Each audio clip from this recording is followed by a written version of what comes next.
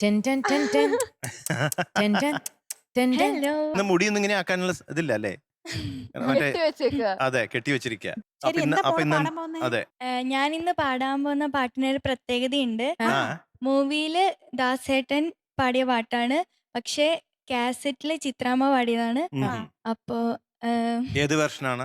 ചിത്രാമ്മയുടെ version. ആ വെർഷനാണ് പാടുന്നത്. പക്ഷെ ട്യൂണ് സെയിം ആ രണ്ടും, പക്ഷെ ലിറിക്സ് രണ്ടും ലിറിക്സ് വ്യത്യാസമാണ്. വ്യത്യാസമുണ്ട്. ഓക്കെ, ഭയങ്കര റെയർ ആയിട്ടുള്ള സോങ് ആണ്. പക്ഷേ അപ്പൊ അത് ഏത് സോങ് ആന്ന് പറയാൻ പറ്റും?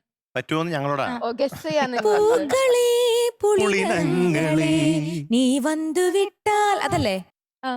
അതാണോ? ആ പാട്ടാണോ? ട്യൂണല്ല, ലിറിക്സ്. ലിറിക്സ് അതാണ്. ഓക്കെ, ട്യൂൺ ഏതാ? ട്യൂൺ ഏതാ? പൂക്കളേ പുളിനങ്ങളേ. ഓ ഓക്കെ, ഓ, കേട്ടിട്ടുണ്ട്.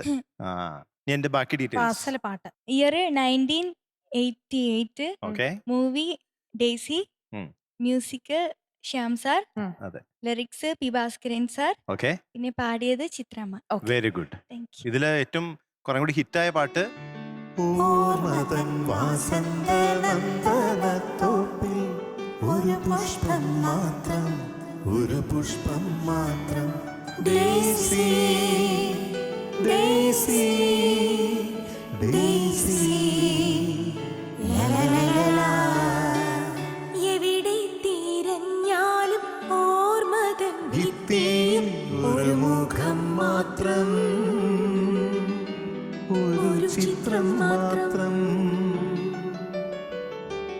വ്യോമാന്തരത്തിലെ സാധ്യ നക്ഷത്രങ്ങൾ, വ്യോമാന്തരത്തിലെ സാധ്യ നക്ഷത്രങ്ങൾ, പ്രേമാർദ്രയാം നിന്റെ നീലനേത്രങ്ങൾ. ഡേസി ഡേസി ഡേസി നീ പാടൂ ശ്രീമോളെ. അപ്പൊ all the best. All the best. Thank U.